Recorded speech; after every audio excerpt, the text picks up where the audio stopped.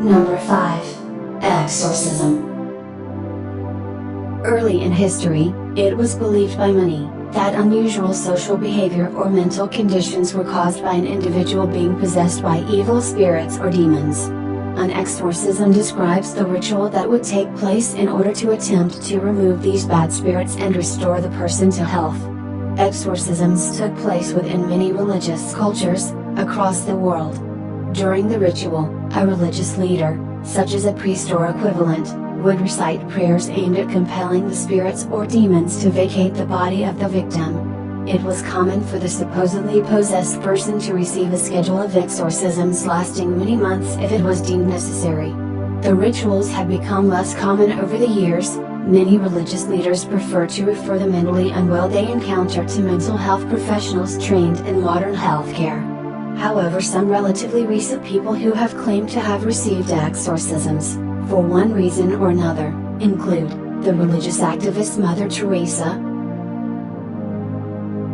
the 20th century artist Salvador Dali, and a young American boy, Robbie Mannheim, whose story became the chief inspiration for the famous horror novel, and subsequent Hollywood film, The Exorcist, authored by William Peter Blatty.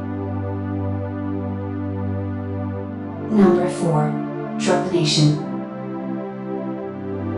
Similar in fashion but much more gruesome in nature, is the practice of trepanation, or skull drilling. Popular during medieval times, trepanation involves the drilling, or carving out, of a portion of skull bone in order to create a passage, through which insanity-causing evil spirits can exit the human body. At the time, it was thought that the violent and dangerous practice could alleviate migraines, seizures, and madness. The procedure was conducted without the use of anesthetic, and once complete, the fragment of bone removed from the skull was often carved into a piece of jewelry, and worn around the neck to keep at bay malevolent supernatural beings. Number 3. The Asylum. During the 18th century, major cultural and scientific paradigm shifts occurred in the world of mental illness.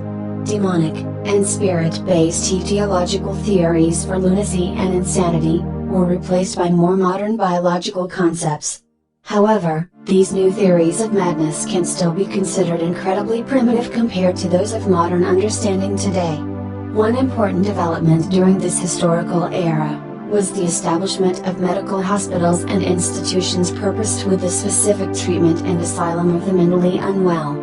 Early institutions provided unprecedented levels of care for victims of mental illness. However, as time passed, increases in population and the demand for care overwhelmed the few established institutions across Europe and America. Conditions within these hospitals quickly became decrepit and deplorable. Treatment that was once aimed at providing specialized, ethical care for individual patients was replaced by cheap, immoral procedures aimed at sedation and the continued social exclusion of patients. It is reported that cases of neglect and abuse were common, with many patients chained to the walls, receiving very little psychiatric or medical treatment. It was common for patients to be prescribed nothing more than a routine of high-dosage morphine injections, with no accompanying psychological treatment. Thankfully, the work of activist and writer Dorothea Dix led to groundbreaking reform in the mid-19th century. Thanks to her dutiful work, increases in state funding greatly improved conditions within many hospitals, with patients receiving more appropriate and moral care and treatment. Number 2. The Frontal Lobotomy. Similar in nature to trepanation, the prefrontal lobotomy is a form of psychosurgery which aimed to modify the behavior and cognition of an individual troubled by mental disorder. Popular throughout the 1940s and 50s, this controversial procedure involved the permanent destruction and removal of neuronal tissue within the prefrontal cortex of the brain. This was accomplished by a physician inserting a long metal lance through the nasal passage and eye socket, and into the brain, whereupon it was maneuvered to damage and dismember the surrounding brain tissue.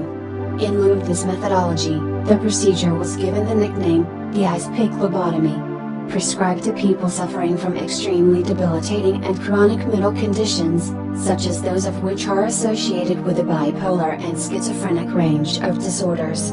The frontal lobotomy was seen as a last resort, which aimed to increase the comfort and quality of life of patients judged as having no other option.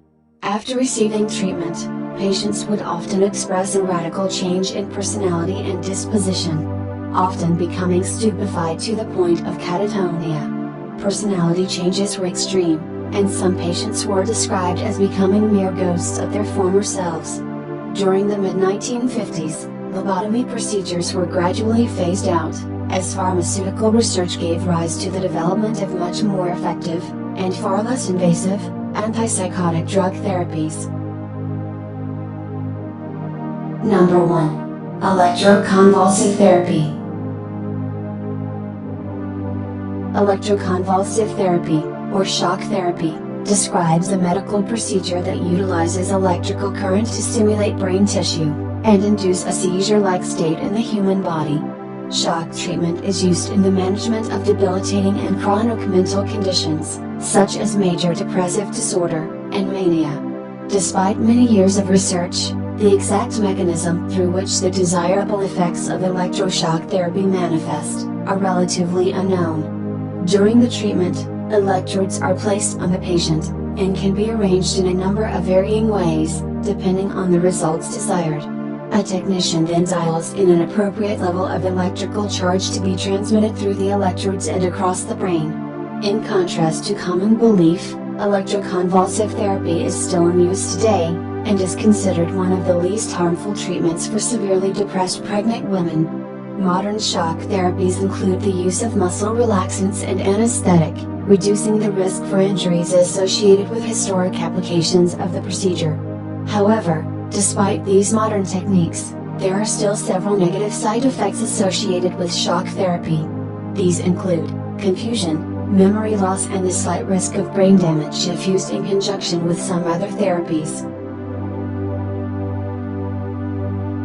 Thanks for watching this edition of The Ancient Android. Feel free to subscribe for more interesting videos. Powering down.